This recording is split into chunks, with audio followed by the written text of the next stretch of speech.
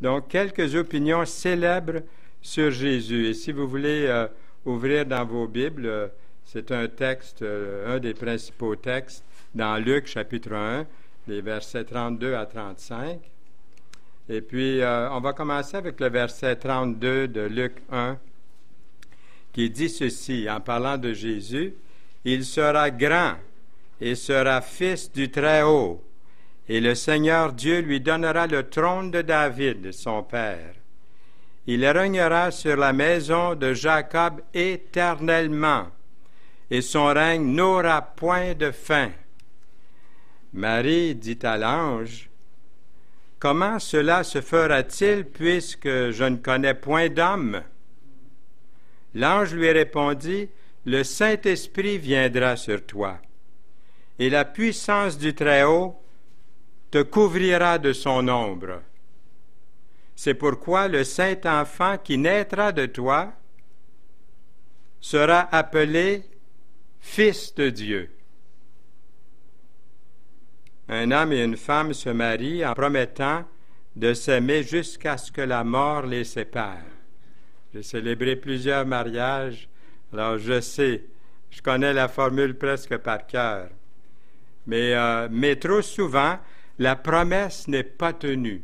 Les hommes et les femmes brisent souvent cette promesse sérieuse et très importante, mais le Dieu Tout-Puissant, lui, il est fidèle envers nous.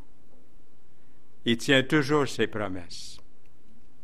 Lorsque l'ange Gabriel annonce à Marie qu'elle donnerait naissance à Jésus, il promettait l'accomplissement d'une promesse faite 900 ans plus tôt au roi David. Jésus est le Messie promis, le roi qui règne à jamais. Le récit de l'Annonciation nous rappelle que Dieu tient toujours ses promesses. La naissance de Jésus a été selon le plan éternel de Dieu. Car un enfant nous est né dans l'Ancien Testament, dans Ésaïe il est écrit, un enfant nous est né, un fils nous est donné, et la domination reposera sur son épaule. On l'appellera admirable, conseiller, Dieu puissant, Père éternel, Prince de la paix. Donné à l'empire de l'accroissement et une paix sans fin au trône de David et à son royaume, l'affermir et le soutenir par le droit et par la justice, dès maintenant et à toujours. Voilà ce que fera le zèle de l'Éternel des armées. Jésus de Nazareth est né il y a un peu plus de 2000 ans. Pendant plusieurs centaines d'années, les grands prophètes d'Israël avaient prédit sa venue. Jésus le Messie fait le sujet de 300 prophéties dans l'Ancien Testament, données sur plusieurs centaines d'années, avant sa naissance. À l'âge de 30 ans, Jésus a commencé son ministère public. Le temps, ce matin, ne nous permet pas d'entrer dans les détails, excepté pour dire que dans les 3 ans qui ont suivi, Jésus a donné la formule pour connaître une vie entière et abondante à toute personne qui veut venir à lui pendant sa vie.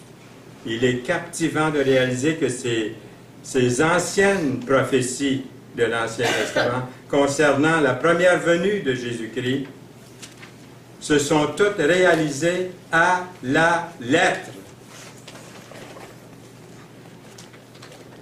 Ça confirme au-delà de tout doute que Jésus est le vrai Messie, il est le Fils de Dieu et le Sauveur du monde. Pour n'en mentionner que quelques-unes, voici quelques prédictions étonnantes, pour dire le moins, à propos de Jésus-Christ, qui ont eu leur accomplissement. Sa naissance miraculeuse. Et là, il y a un paquet de versets, j'aurais dû peut-être les inscrire à l'écran, mais il y a Genèse 3,15, Ésaïe 7,14, Matthieu 1, 18. Son lieu de naissance à Bethléem, Michée 5, 2, Luc 2, 4.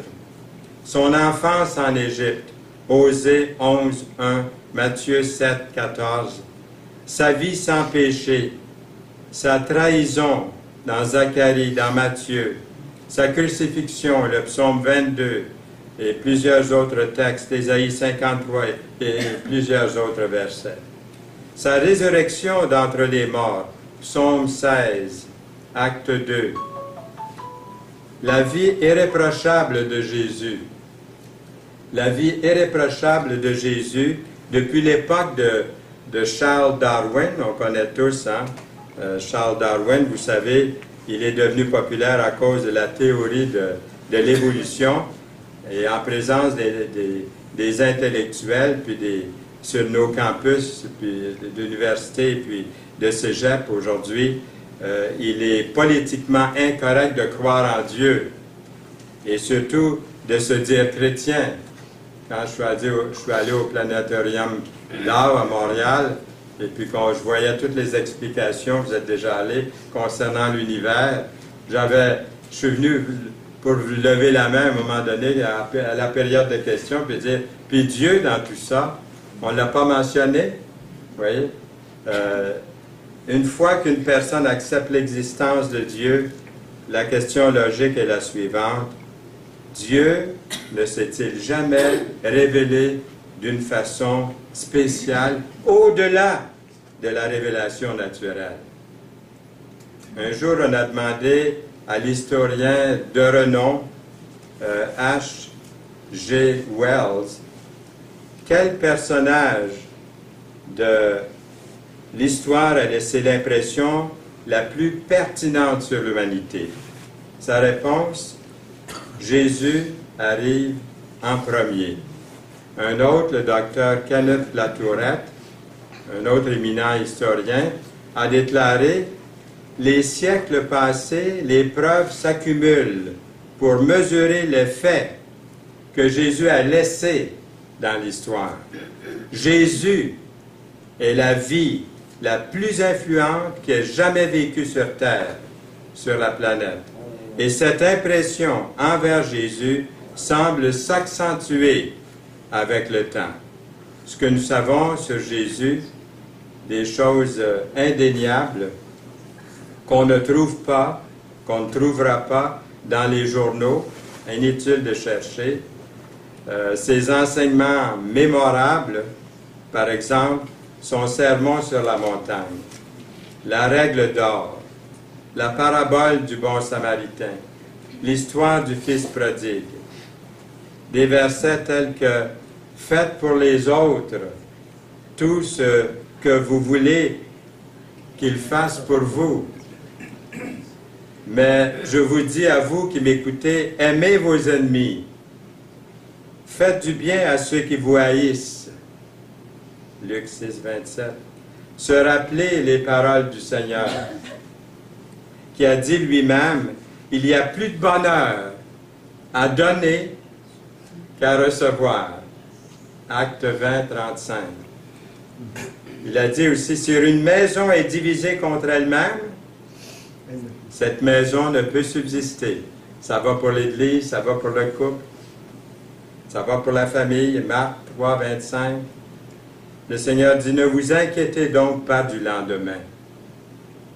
Je pense que ça me touche, ça touche chacun de nous. Car le lendemain aura soin de lui-même, à chaque jour suffit sa peine. Matthieu 6, 34, pardon. Personne n'a de problème avec ces choses-là qu'on vient de citer.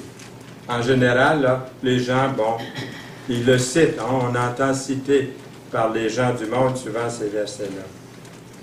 Les enseignements mémorables de Jésus, ils sont reconnus, acceptés par tous en général, sans question trop. Ils sont indéniables, ces enseignements-là. Jésus nous a appris à vivre avec les autres, avec nos voisins, avec nos semblables, à vivre sur un plan supérieur. La logique de Jésus est parfaite. maintes et maintes fois, ses ennemis ont tenté de le discréditer avec leurs questions. Mais chaque fois, Jésus a eu le dessus. À la fin d'une telle compétition de l'esprit et de logique, la Bible affirme « Nul ne put lui répondre un mot » dans Matthieu 22, 46. Et depuis ce jour, personne n'osa plus lui proposer des questions. À une autre occasion, des soldats ont été envoyés pour arrêter Jésus. Toutefois, ils sont revenus bredouilles, les mains vides, et ont dit à leur supérieur, « Jamais homme n'a parlé comme cet homme. » Sa promesse ou sa philosophie de l'amour.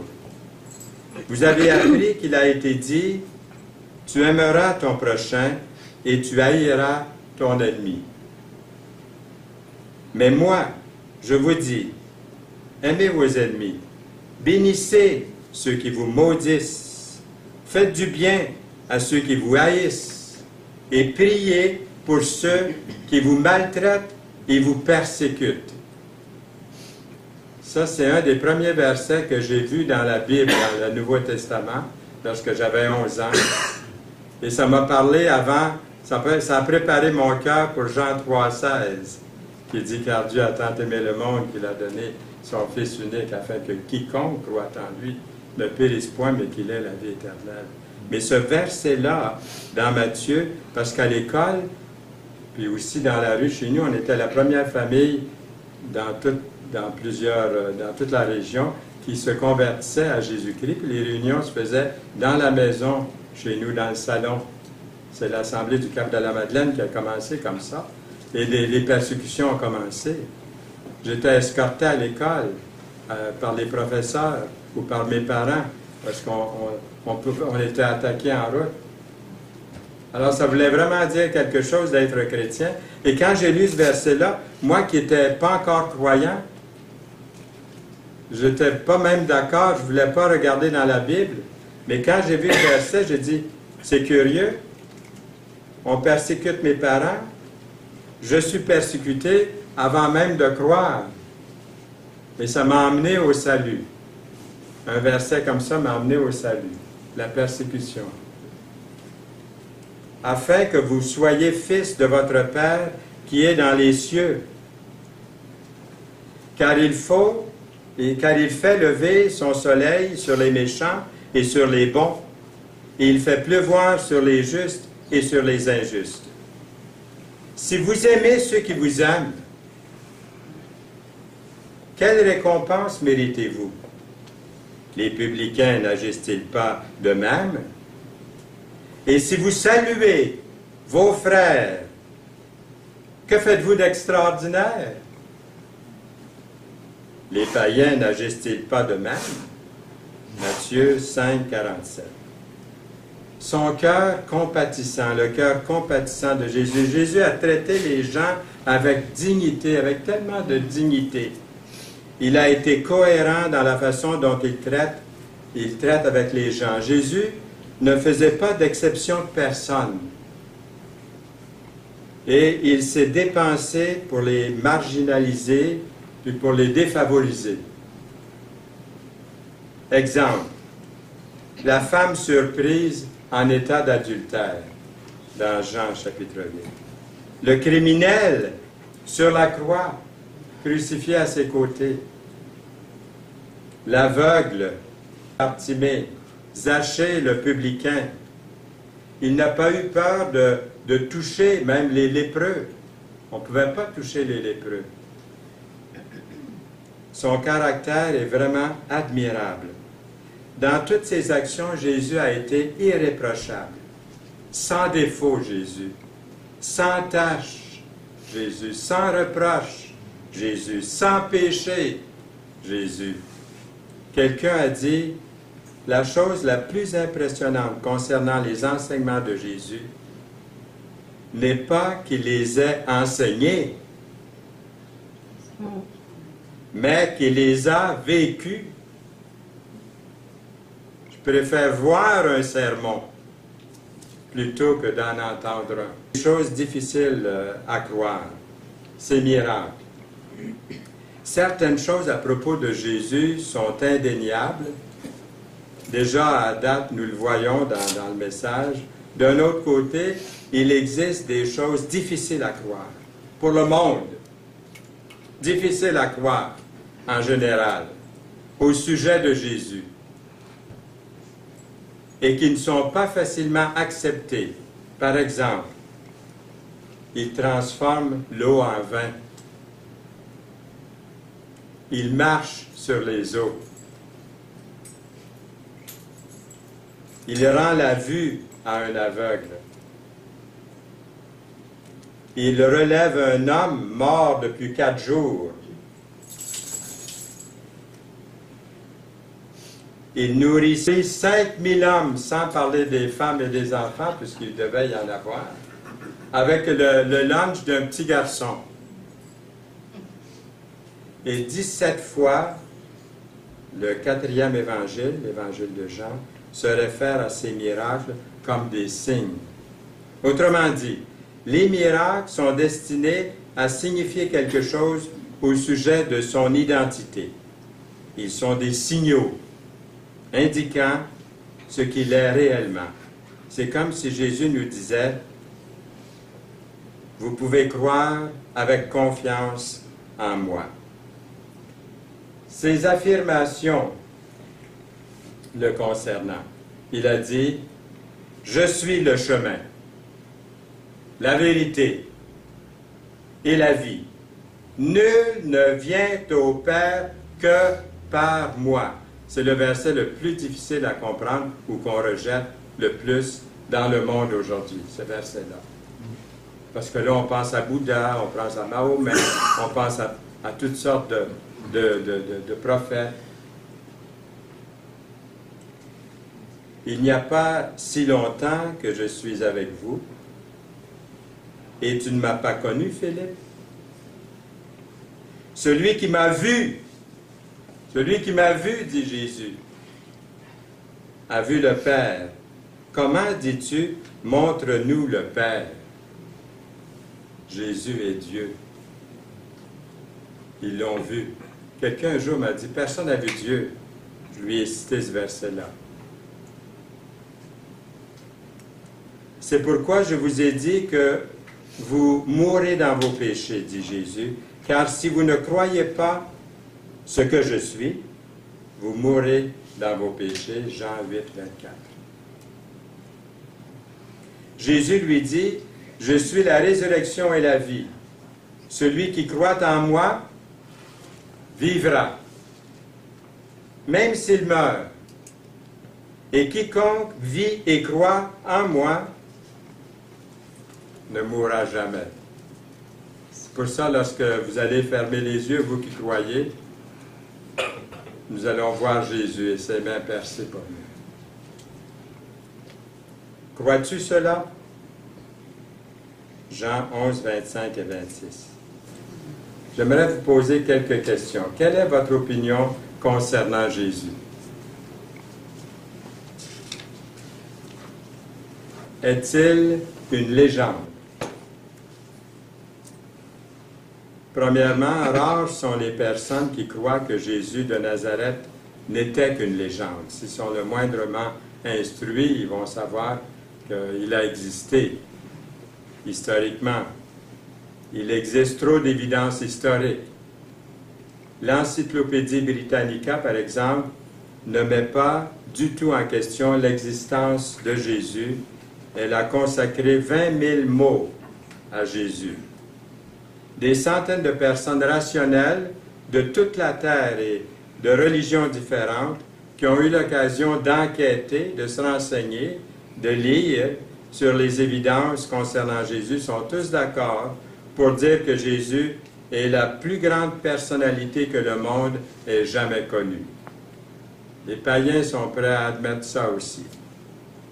Ils affirment que Jésus est le plus grand leader la plus grande influence pour le bien que le monde ait connu, les écrits les plus anciens de la part de croyants, comme de non-croyants, existent en grand nombre.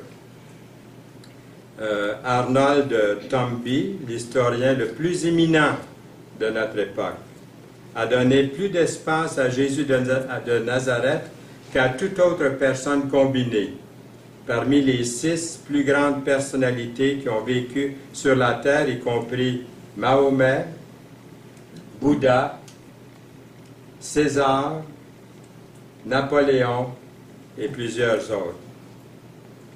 Il y aura toujours des gens qui ne voudront pas croire que Jésus a existé. Il y en a qui croient encore que la terre est plate, donc il y en a qui ne croient pas que Jésus a existé. Il y en a qui ne croient pas à l'Holocauste nazi des années 40, des années 30. De croire que Jésus est seulement qu'une légende n'est vraiment pas, n'est certainement pas une option raisonnable. On dit que si quelqu'un pouvait savoir ce qui va se produire dans 5 minutes avec exactitude, il n'aurait besoin que de 2 semaines pour gouverner le monde entier. La Bible prédit miraculeusement des centaines d'événements. Des détails très précis sont enregistrés. Dans bien des cas, les prophéties bibliques, elles, ont précédé leur accomplissement des centaines et quelquefois des milliers d'années. Certaines prophéties concernant des villes, concernant des pays, par exemple, Tyr, Jéricho, Samarie, Jérusalem, la Palestine, Moab, Babylone, d'autres prophéties concernant des individus spécifiques. La plupart des incroyants sur la terre croient que Jésus n'est pas une légende, mais ils ne veulent pas accepter. Ce qu'ils ne veulent pas accepter, c'est quoi au fond? C'est ça. Que Jésus est Dieu, ça ne peut pas leur rentrer dans la tête que Jésus est Dieu. Et pour être sauvé, il faut croire que Jésus est Dieu, qu'il est ressuscité, qu'il vit et qu'il est notre Sauveur, qu'on est perdu sans lui. Le seul chemin du salut pour l'humanité, il n'y en a pas d'autre que Jésus. Quelle est votre opinion concernant Jésus? Est-ce que c'est un menteur? Jésus s'est proclamé Dieu, ou il a dit la vérité, ou il nous a tous menti. Et que ceux qui l'ont accusé de blasphémer avaient raison de vouloir le tuer, s'il s'est proclamé Dieu. Il y a des gens qui ne sont pas prêts à dire que Jésus a délibérément menti. Ils disent, il pensait vraiment qu'il était Dieu, lui-là. Il était sincère. Mais il se trompait, disent-ils. La conclusion logique de cette croyance, c'est de croire que Jésus s'est leurré lui-même. Ils le font donc menteur ou bizarre, un peu détraqué, excentrique. C'est ça qu'ils font de Jésus. Ils refusent de reconnaître Jésus comme Seigneur. Ils croient que Jésus est mort tragiquement comme un être déçu et leurré, se croyant Dieu. Quelques-uns de ces savants incroyants disent que Jésus a réalisé à la fin qu'il n'était pas Dieu lorsqu'il a dit « Mon Dieu, pourquoi m'as-tu abandonné ?» Les Juifs sincères du temps de Jésus l'ont pris pour un démoniaque, l'ont pris pour un fou, même dans sa propre famille pour un temps. Mais d'autres ont réalisé que la personnalité de Jésus était loin d'être celle d'un malade mental, d'un illuminé. Il y eut de nouveau, à cause de ces paroles, division parmi les Juifs. Plusieurs d'entre eux disaient, « Il a un démon, il est fou. » Pourquoi l'écoutez-vous? D'autres disaient, ce ne sont pas les paroles d'un démoniaque. Un démon peut-il ouvrir les yeux des aveugles? Jean 10, 19. Quelle est votre opinion concernant Jésus? Est-il un lunatique? Les Juifs lui répondirent, « Ce n'est point pour une bonne œuvre que nous te lapidons, mais pour un blasphème, et parce que toi, qui es un homme, tu te fais Dieu. » Les gens étaient contents de voir une guérison, sauf si c'était le jour du sabbat. Là. Mais en général, ils n'étaient pas contre ça que des gens soient guéris. Mais ce qu'ils n'aiment pas, c'est que Jésus est Dieu. Il le dit dans Jean 10, 33. Et ceci est la position officielle du judaïsme orthodoxe jusqu'à aujourd'hui, jusqu'à nos jours. Alors, quelle est votre opinion concernant Jésus? Est-il un grand leader seulement? Si Jésus ne s'était pas affirmé comme il l'a fait, là, plusieurs l'auraient accepté comme vraiment le plus grand leader de tous les temps. Et c'est la position que la majorité des non-croyants prennent aujourd'hui. Ils le considèrent comme un grand personnage. Le Jésus de l'Église primitive est le même Jésus historique pour toutes les périodes, pour tous les temps, pour tous les siècles, pour notre siècle, pour le nôtre.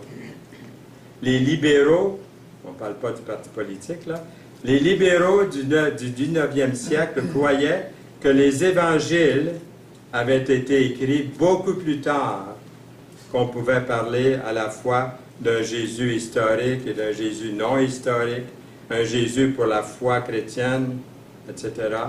Le vrai Jésus historique ne s'est pas gêné pour affirmer qu'il était le Messie promis, qu'il était le Fils de Dieu, que lui et le Père n'étaient qu'un. Dans les béatitudes, Jésus n'a pas dit seulement « Heureux les pauvres en esprit, car le royaume des cieux est à eux ». Il a dit aussi « Heureux les affligés, car ils seront consolés. Heureux les débonnaires, car ils hériteront la terre. » Il a aussi dit « Heureux serez-vous lorsqu'on vous outragera. »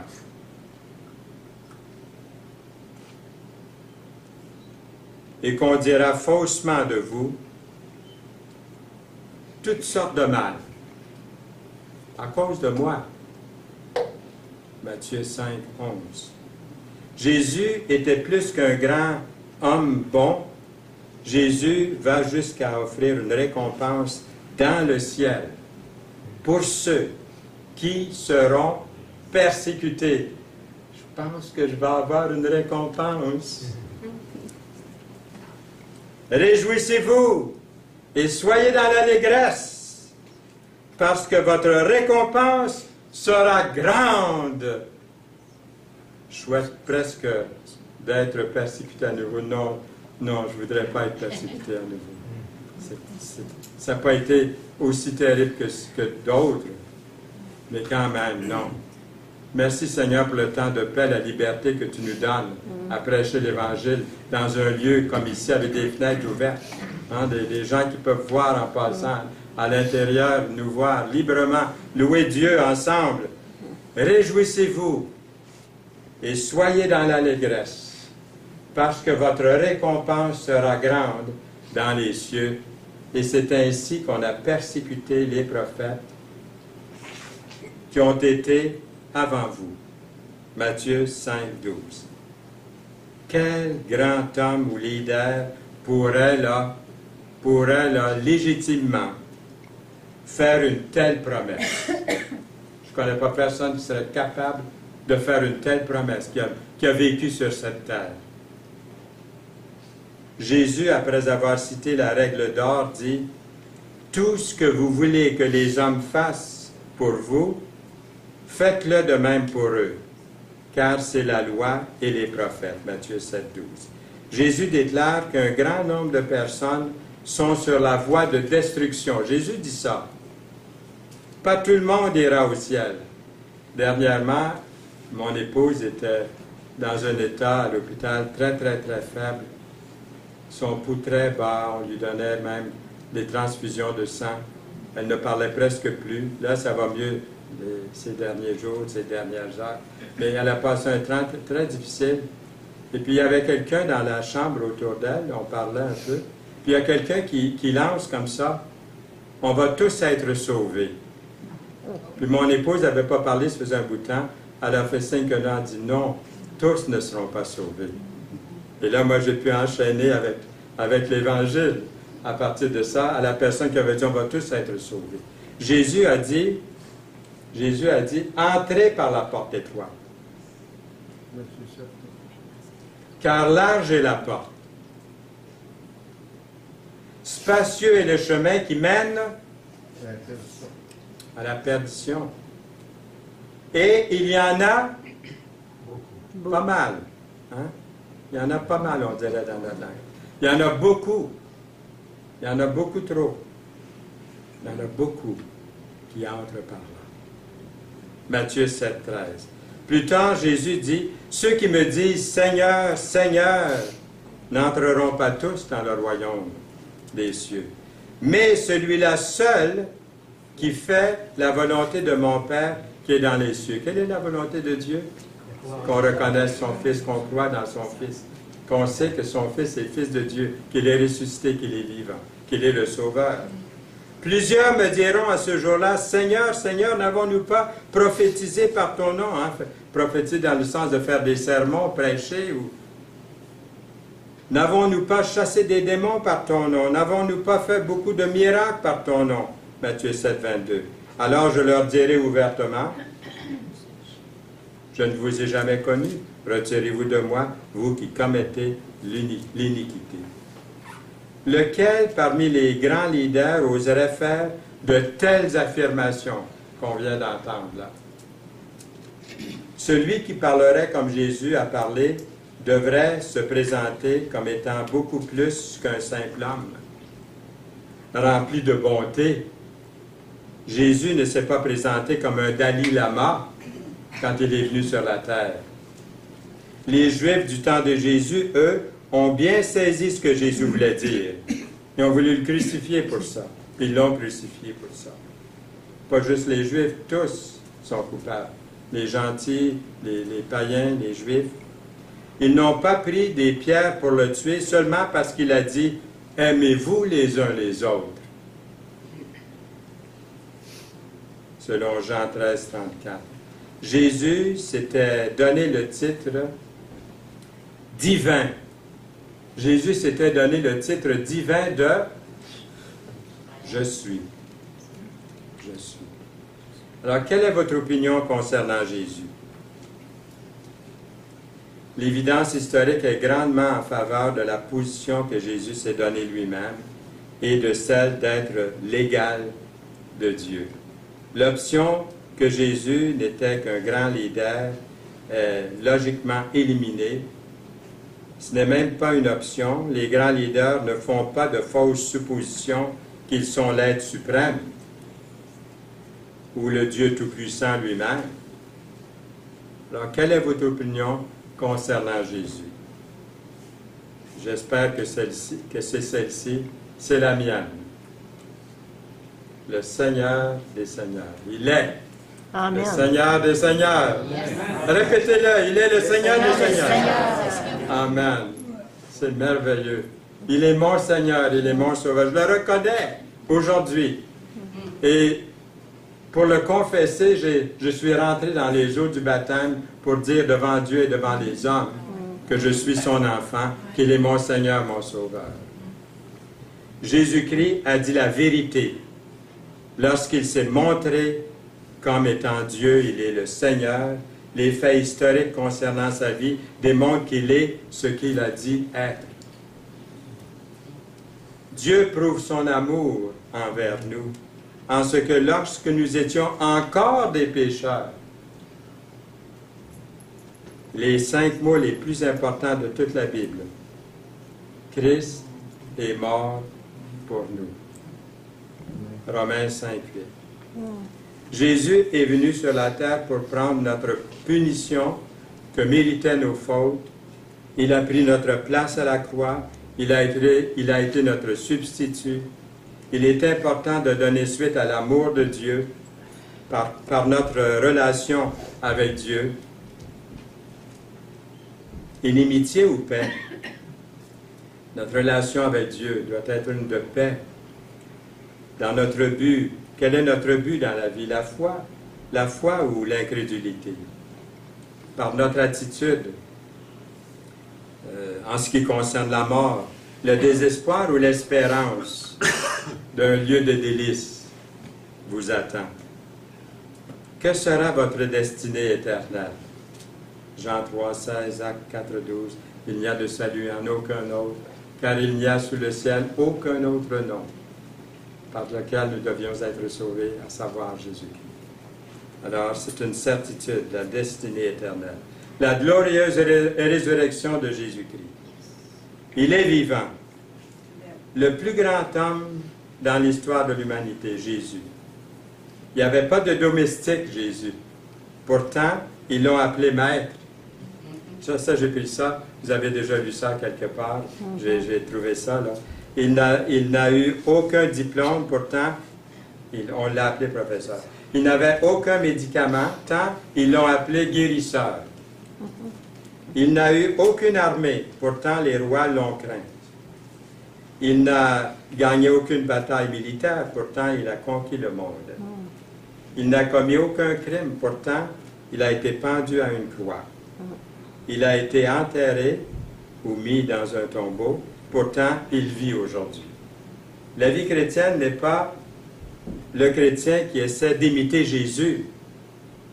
Non, c'est Jésus qui vit sa vie par et dans le chrétien. La vie chrétienne n'est pas ce que vous faites pour Jésus. Non. C'est ce qu'il fait pour vous et par vous. La vie sous la direction du Seigneur Jésus devient une vie équilibrée selon le fruit de l'Esprit. Plusieurs personnes refusent toujours de reconnaître Jésus comme leur Sauveur et le Seigneur de leur vie. À ce point-ci, il ne reste qu'une seule décision. Vous avez le choix d'accepter ou de rejeter le Sauveur Jésus-Christ comme Seigneur de votre vie. Le Seigneur Jésus-Christ est le don de Dieu pour le monde entier. C'est l'Évangile, c'est l'essence même du christianisme. Alors je vous invite, si ce n'est pas déjà fait, à saisir ce don précieux de Dieu aujourd'hui même, en cet instant, là où vous êtes assis sur cette chaise, si ce n'est pas fait. Et si c'est fait, glorifiez le Seigneur d'un cœur joyeux, rempli d'une espérance qui ne trompe point. Et marchez continuellement pour lui. On ne s'arrête pas, on continue. Amen.